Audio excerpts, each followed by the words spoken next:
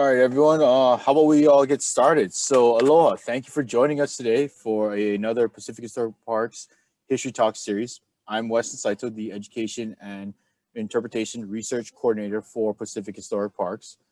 And Pacific Historic Parks is the nonprofit organization who works with the National Park Service. Together, we support Pearl Harbor National Memorial in Hawaii, home of the USS Arizona Memorial, War in the Pacific National Historical Park in Guam, American Memorial Park in Saipan, Kalapapa National Historical Park in Molokai, and the Diamond Head State Monument here on Oahu as well. And our mission is to remember, honor, and understand World War II in the Pacific. And through education and interpretive programs, we strive to carry on the memory of historical events and honor those who were involved. Now, History Talks series was designed for students, educators, and the general audience, and for organizations across the world to provide live interaction during these uncertain times. But now today, we are honored to have as our guest speaker, author Vera S. Williams, who has written award-winning books about the role of American women in the military during World War II.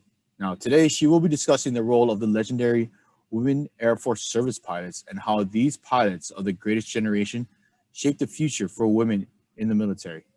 So Vera? Yeah. If you wanna turn on your video, all right, and then take it away. Hi, everybody. Aloha. I am incredibly honored and excited to be here today to talk about a subject that has been important to me for close to 30 years now. So thank you, Weston. Thank you very much for inviting me. Thank you to Pacific Historic Parks for inviting me to be here today on this last day of Women's History Month. So and I'm kind of assuming that if you're here today and you see a slide that says the Fly Girls of World War II, you know what that's talking about. So that's talking about the Women Air Force Service Pilots. But I got to be honest with you, back in 1993, when my publisher called and asked if I'd like to write a book about the WASP, I jumped at the chance, but the minute I got off the phone, I had to run to a library to look up who the WASP were. I was one of those people who had no idea that there were women pilots in World War II. In my defense, I think in the 90s, unless you were an aviation buff, most people really didn't know that there had been women pilots in World War II. There were no documentaries. There were very few books written about them. So I knew that my book was going to have to rely on visits to the National Archives in Washington, D.C., to the WASP archives at the Texas Women's University at Denton, Texas, but most importantly on primary sources, interviews with the WASPs. Today, I am really sorry to say that for the most part, they're all gone. But in 1993, they were in their early 70s for the most part, and they were more than ready to tell their story. So let's get started. But what you have to understand in order to understand the story is there are three people that you need to get to know. So the first one, Henry Hap Arnold. His nickname was Hap because he basically had a smile on his face the whole time. But I think it should have been the visionary. This guy was a military guy. He was a West Point graduate who knew that any wars we entered were going to be fought in the air for the most part. And so, you know, he went and got himself flying lessons from one of the Wright brothers. This is him getting a lesson from one of the Wright brothers. So this is pretty early on in the history of aviation, just so you get the sense. He wanted there to be a separate force, an Air Force distinct from the Army, but that wouldn't happen until after the war in 1947. But for now, there was the Army. And within the Army was a small group called the Army Air Force. And Hap Arnold was in charge of that division. Now, the next person I would love to introduce you to, this is Jacqueline Cochran. Everybody knows the name Amelia Earhart. She really is the most famous female aviator of all time, but in my heart of hearts and in my, my wishes, it would be Jacqueline Cochran. She should be the most famous aviatrix of all time. Here are just a few of her accomplishments. She too was a visionary like Hap Arnold, but I think I'd give her the nickname, the audacious one. She came from poverty You know, she went to work at the age of 6 in a cotton mill. She had almost no formal education, but she was breathtakingly ambitious and not afraid to go after what she wanted. In 1939, the day after Germany's tanks rolled into Warsaw, she sent a letter to Eleanor Roosevelt suggesting that women pilots would be a useful tool during the war that she knew we were going to be engulfed in here in America. And Mrs. Roosevelt saw the brilliance of Jackie's idea, and she would end up calling women a weapon waiting to be used. So she agreed to help Jackie with her vision of creating a women's Air Force, with, of course, Jackie Cochran being at the helm of that organization. Now, Jackie went to Hap Arnold with her proposition, and frankly, to get her out of his hair, he ended up sending Jackie to England to study how it was working there. So in England, they had the Air Transport Auxiliary. Their job was to ferry planes from the factories to the fields. And they were so in need of pilots that they had been using women from the start. And so Jackie went there in 1942 to study how they were using women, what worked, what didn't work. And while Jackie was in England, another woman enters the story. This is Nancy Love. Now, the WASPs I spoke with, they all referred to her as the lady. So that's the nickname I'll give her, the lady. Her background was the exact opposite of Jackie's. Nancy was the daughter of a wealthy physician. She graduated from Vassar. She married Robert Love, who owned his own flying business, Intercity Aviation. But what she had in common with Jackie was her love of flying and her belief that women could play a role in helping with the war effort. Where they differed was that Nancy wanted to create an elite squad of civilian women who would be solely used for ferrying planes. Now, America had entered the war in 1941 with a serious deficit of materiel, especially planes. So factories were churning them out in record numbers, but they needed to be flown from those factories to the fields. And by this time, Nancy's husband was a major in the ferrying division of the Army Air Force, and he suggested to his commanding officer, Brigadier General William Tunner, that Nancy might be able to help. So as a charter member of the 99s, a flying organization for women that was begun by Amelia Earhart, Nancy was able to recruit 27 women with an average of 1,000 hours of flying time each to be part of a new group, the Women's Auxiliary Ferrying Squadron. This group was started without Hap Arnold or Jackie's knowledge. I want to go ahead and move ahead 1 year, if you don't mind, just a little detour. These two photographs were taken a year later in September of 1943, and they show Nancy Love next to Betty Gillies. And I interviewed Betty, whose nickname was the Mighty Atom because she was so tiny, at her house in Rancho Santa Fe. And she told me about this event. So here's Nancy and Betty. What they're doing is they're going to be the first women to ferry a B-17 from the contiguous United States over to England. And they had just left their base at Wilmington, and they were stopped at Newfoundland to refuel. And while they're waiting for the plane to refuel, all of a sudden this Jeep comes screaming to a halt, and a young soldier gets out and hands Nancy a telegram.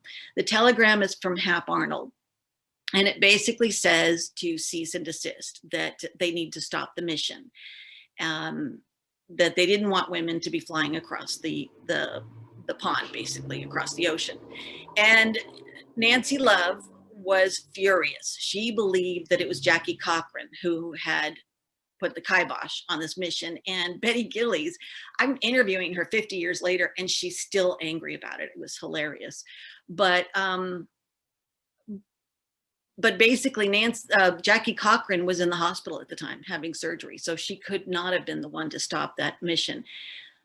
But I think that Jackie Cochran might have stopped the mission anyway, because Jackie Cochran was also very strategically oriented. She understood that if these two individual women ferried this plane across the water and everything went well, it would shower glory upon these two individual women. But if anything went wrong because of pilot error or mechanical error or anything, it would have reflected on women as a whole, and it would have really damaged the program.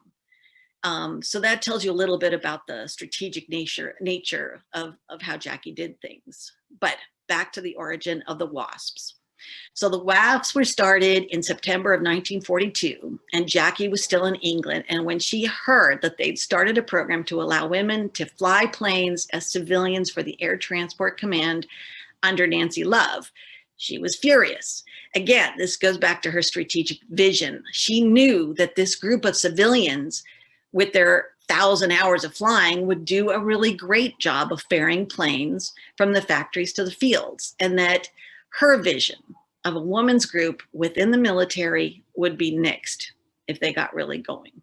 So, being Jackie Cochran, she went right to Hap Arnold and got him to create the Women's Flying Training Detachment. This was a program to teach women to fly the Army way, because frankly, they already knew how to fly. They started out needing 200 hours of flying before for the first couple of classes, and it went down from there until I think the last couple of classes, they only needed 35 hours of flying. So they at least knew the basics of how to fly. It was experimental with inexperienced people in charge. They had nowhere for that first class, which they nicknamed the guinea pigs, to bunk. They all had to find housing in hotels or boarding rooms. But 30 women began the training in Houston, and 23 graduated and went on to become WASPs. At that point, these two groups, WAFs and WASPs, were consolidated into the WASP with Jackie Cochran as the overall director. They didn't need two different separate organizations for women flyers. So the WAFs had to give up their beautiful gabardine uniforms and had to become WASPs. And Jackie Cochran was in charge of everybody, but Nancy Love, fear not, she stayed on as in charge of the Ferrying Command Division. And when I put the book together in 1993, there were only so many books I could use in the book. So I've included a few slides here from some of the training that didn't quite make the cut, but I thought they were kind of wonderful to see. There were some pictures of instructors in the book, and the women told me interesting stories about the instructors. I remember the one I found really awful was there was one guy, the story was told by Cappy Morrison, by the way, who lived in Olamana. She told me that there was one guy who, if he didn't like what you were doing, he'd take the stick and whang it back and forth. And so anybody who ended up with bruised and black and blue knees knew that they'd flown with that particular instructor. And then there were other instructors who were great. They loved the WASP and loved, at that point, the Wolf Teddies, they were called, and loved flying with them. One instructor I interviewed, he told me a story that he was up with a WASP, and he was trying to teach her to do a slow roll. And her first try, she did it, but she did a snap roll, which is a very fast roll. So he said, no, and so she told him, can you show me what you mean? So he goes into this slow roll, and they're about halfway through, and he felt the stick pop, and he looks, and she's basically hanging on to the windshield of the plane. She's fallen out. He figured she hadn't done up her seatbelt, and so he just calmly continued and did the rest of his roll, and she fell back in the plane. And he was ready to give her a hard time when they got on the ground, and she showed him that the seatbelt had been cut. And that takes me to one of the sad things about the WASPs, is that there were some instances of sabotage because people weren't real happy about these women taking jobs away from the men. These are some more pictures. On the left, that poor girl got knocked out at the wishing well. So the wishing well was basically just this concrete pond in the middle of the field. It had stones around it, water in it, and you'd throw in a silver dollar for luck if you were going on your check flight or when you graduated. And if you had when you got your first solo, you were thrown in by your baymates. And one of the ladies I interviewed, Maggie G, she said, "Thank God I got thrown in. If I hadn't, that would have meant that I hadn't soloed. On the right is not the greatest photograph in the world, but it is a picture of the link trainer room where they were learning to fly on instruments, basically. And the reason I included it is because I like the caption, Chamber of Horrors. Now, sometimes the WASP during their training, they sweltered in the heat. Sometimes they froze in the cold. And sometimes they'd have to actually hold down the planes during a big windstorm, sandstorm. But they were sure happy to be there. The 1,078 women who graduated, they flew for 2 years. They flew 60 million miles. They delivered 12,650 aircraft. They flew everything from the tiny PQ-8, that was the precursor of today's guided missile, to the huge B-29 Superfortress. So here we see Doherty Strother, Colonel Paul Tibbets, and Dorothea Mormon. Now, and in their background is the B-29, nicknamed the Lady Bird. When the B-29 was first created, it was the largest bomber, largest, heaviest bomber that anybody had seen. And, you know, the guys were kind of not real happy about flying it. Also, they were not happy that it hadn't gotten the same amount of testing as the other bombers. And so Colonel Tibbets had this brilliant idea to see if he could get a couple of WASP to check out in the B-29, and he did. He got these 2 WASP to check out. They were able to fly it with no problem, and they took it on a base-to-base tour with the unspoken message that if a girl could fly the plane, anyone could. It was even a WASP who test flew the very first jet. This is the YP-5A. This is WASP Anne Baumgartner. So by the time of their deactivation, they were doing every non-combat military occupational specialty in the Army Air Force, including laying smoke screens, simulating bombing attacks, flying night searchlight missions and tracking missions. They also did glider towing, radar calibration flights, and target towing. The picture in the background is of a target tow plane. The target is in the background. That's a sleeve that they would roll out behind the plane, and they would either try to shoot it from the ground using live ammunition or paintballs sometimes, or shoot it from another plane that was next to them. And it could be dangerous. There were women at March Air Force Base that would do tow target assignments, and that would take them sometimes 500 miles, you know, off the coast, over the ocean, over the Pacific Ocean. And that was actually considered combat conditions because they knew there were Japanese subs out there. So it was a dangerous job. There were dangers. In fact, 38 WASP gave their lives while in service to their country. The first one was Cornelia Fort, who died when a young cadet wanted to show off. He did a slow roll over the top of her plane, and his wing sliced through her cockpit. And these 2 beautiful women are 2 more of the 38 that gave their lives. On the right is Gertrude Tompkins, silver. She was the only WASP to go missing during World War II. She was flying a P-51 Mustang from Los Angeles from Long Beach, actually, Long Beach base, to Palm Springs. She never arrived at her destination, and there has never been any trace found of Gertrude or her plane. On the left is Hazel Aying Lee. She is one of 2 Chinese American women who were accepted into the WASP program. She died after 2 months of ferrying fighter planes in Montana. And when these women died, there were no gold stars on the windows of their parents' homes, no death benefits. In fact, the girls would gather funds to have the body shipped home in a pine box, and their parents would have to pay for the funeral. But they were a success. Here is Hap Arnold at the last graduation for the WASP, and his quote, I like it. He says, "You and more than 900 of your sisters have shown that you can fly wingtip to wingtip with your brothers. If there was ever any doubt in anyone's mind that women can become skillful pilots, the WASP have dispelled that doubt." So then the question begs, why were they deactivated? There are a number of reasons. The most benign one is kind of at the bottom of this screen, where it says it was the end of they knew that the war was coming to an end, and there was just less need for them. The male pilots were coming back. And at the other end of the spectrum were people like Drew Pearson. He's in the upper right side of the screen. Drew Pearson was a well-known, sensationalistic, columnist and radio guy. And he was not a fan of Jackie or the WASP. And, or maybe he just decided that this was his claim to fame. So all of these that you see here, that Jackie Cochran seduced General Arnold, that she was unqualified, all of those quotes were from Mr. Pearson's, either his radio shows or his articles.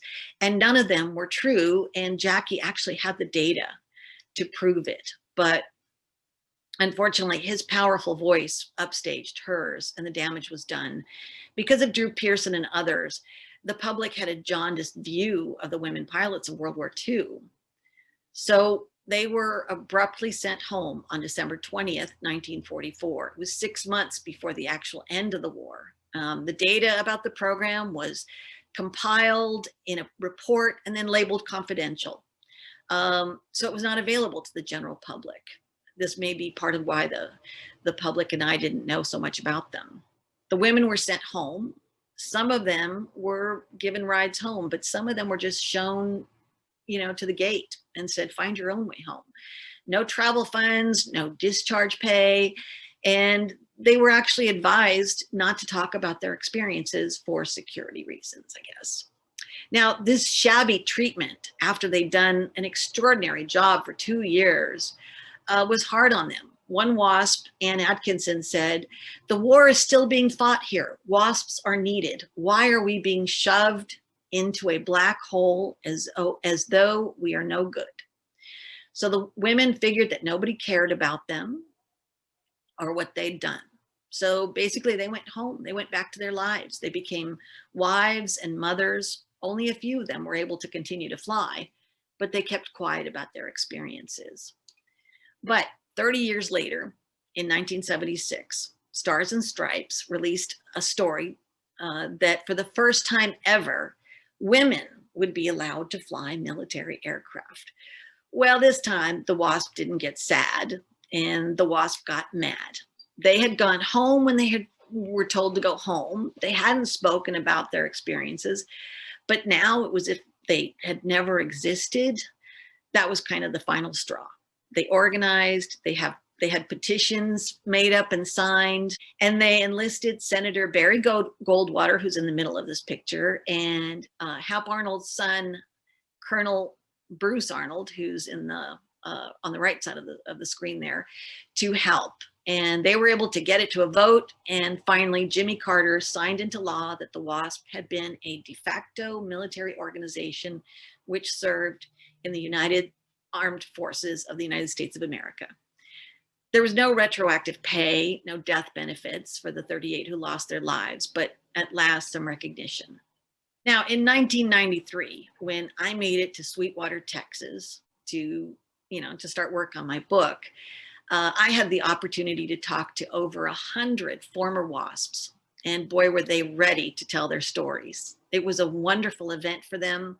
The lady in the picture, that's Dot Swain Lewis. She was class 44W5. She was an artist, and she created this beautiful sculpture of a young WASP, and that was going to be put in the center of the wishing well that, yes, it still existed at Avenger Field.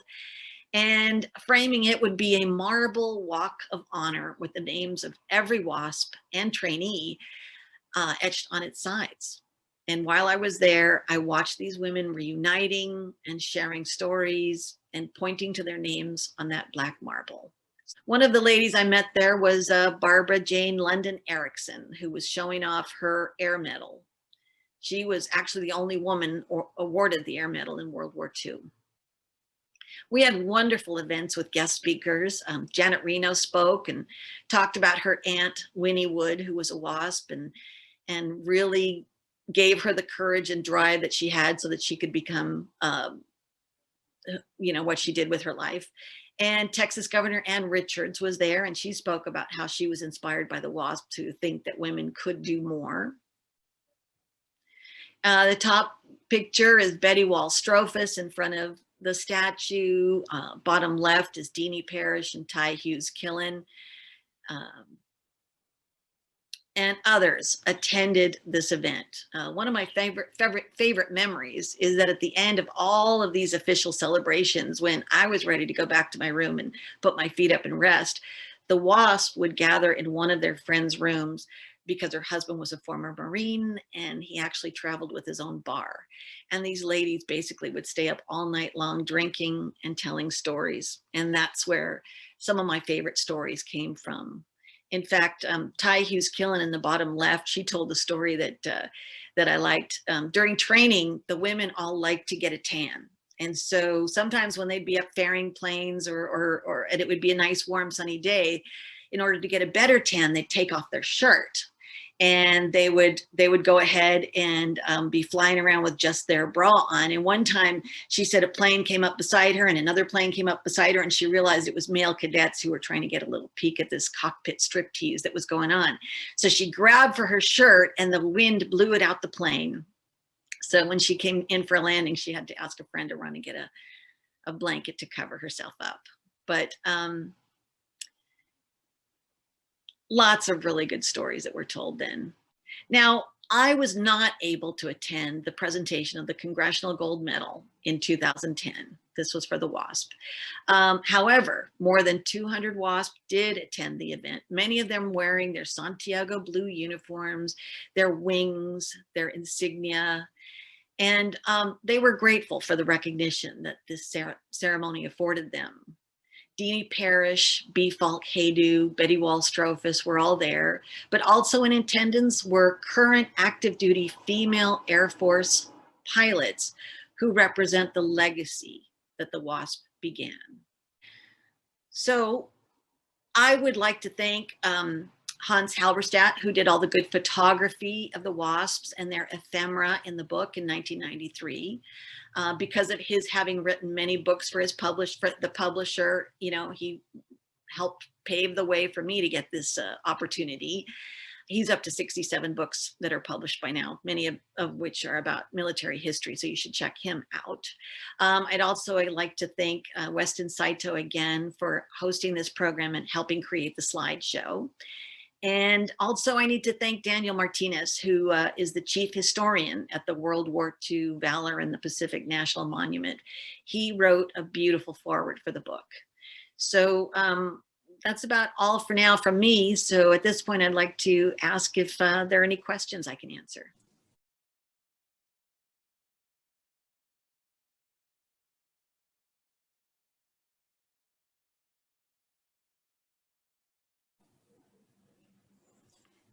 Yeah, Vera, thank you very much. That was a great presentation on the Women Air Force Service Pilots. You know, as I said, and like you yourself, I was very unfamiliar with who the WASP were, and you know, reading their story now, I can understand why, in the simplest terms, they got very angry when someone else put the first women pilots in the United States military.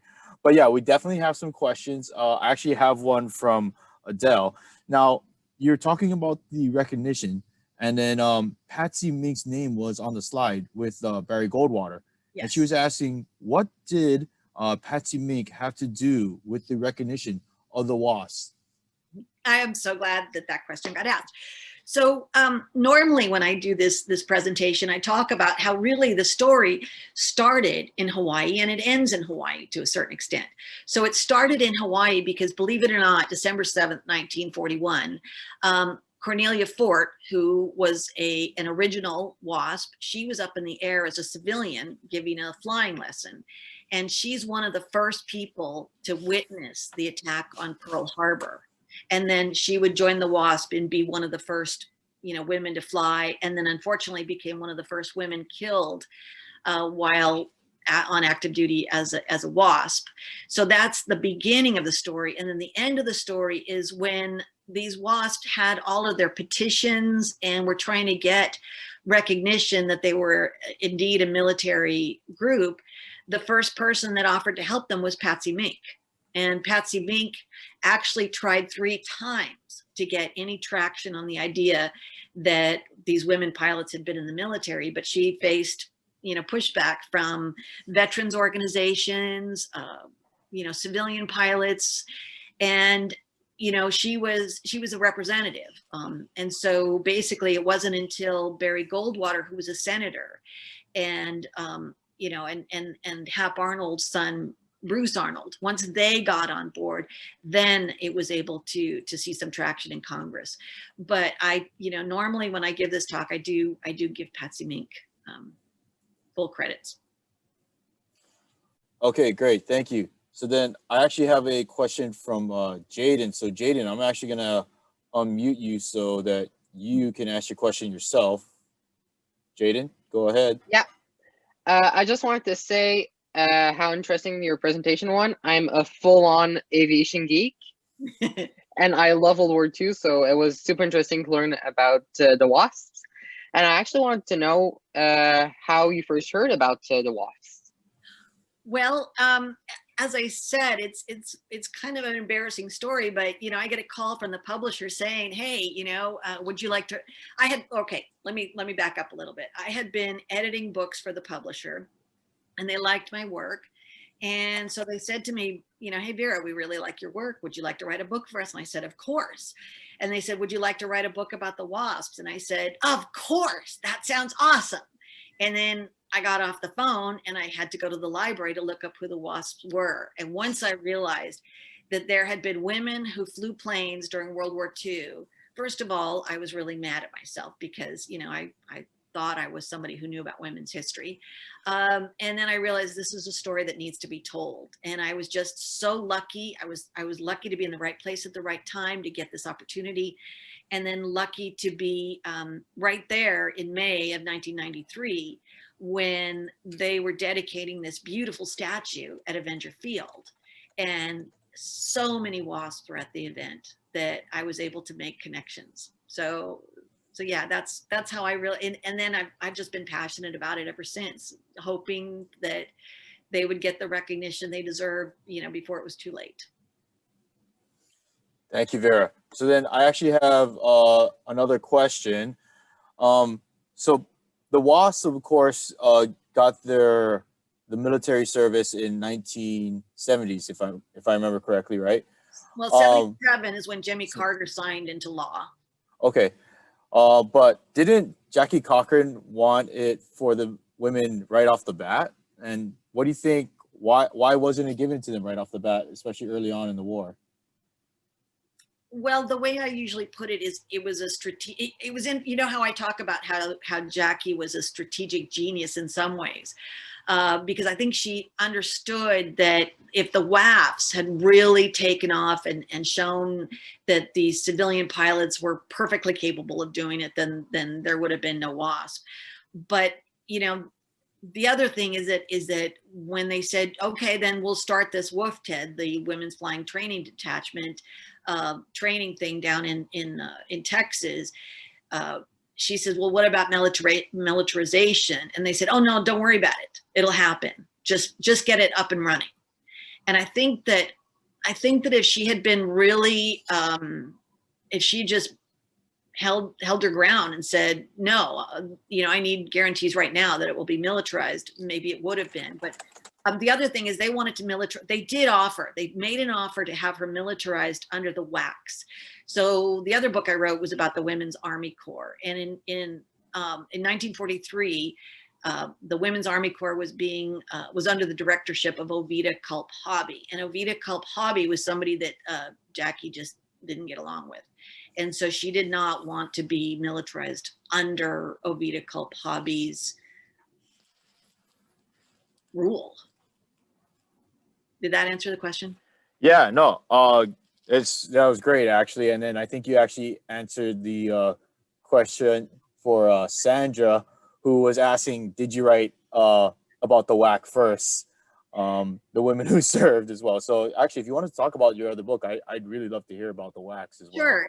No, I wrote the WASPs first, and then And then my second book was about the Women's Army Corps. And that book actually, it has a foreword by Betty Morden, who's the WAC historian. And it has a really great timeline in there. So if you're a teacher looking for a timeline for your students on how to write about the WACs, that's a good book for that.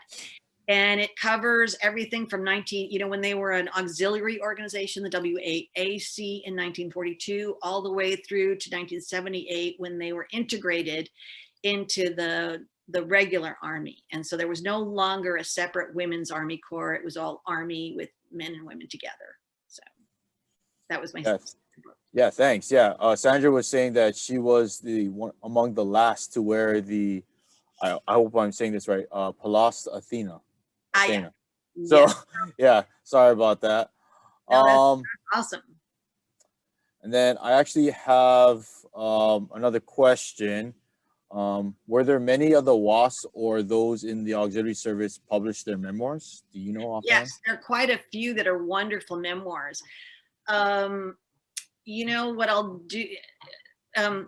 Would it be possible for me to like put together a list of suggestions and email them to you, Weston, and you include them in the video? Into the recording later on, I will absolutely give it to everyone so that they can check out some of these other books as well too. I've actually had some people who've already said, I've pre-ordered your book. I can't wait to read it. Oh, great.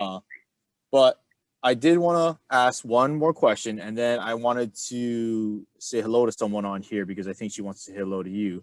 But Vera, do you have any upcoming projects that you're working on or that you have ongoing as well? Well, I do, I mean, like everybody else, I have a Facebook page. So it's, it's WASP, Women, History of the Women Pilots of World War II. So like me on Facebook. But I also have a book that's kind of on the back burner right now. One of the WASP, Dorothy Coker Olsen, when she was first sent the telegram inviting her to go to Texas to become a WASP, she started keeping all of her correspondence. So she kept all of her letters that either she sent or were sent to her, and all of her postcards from the time. And she also kept a diary.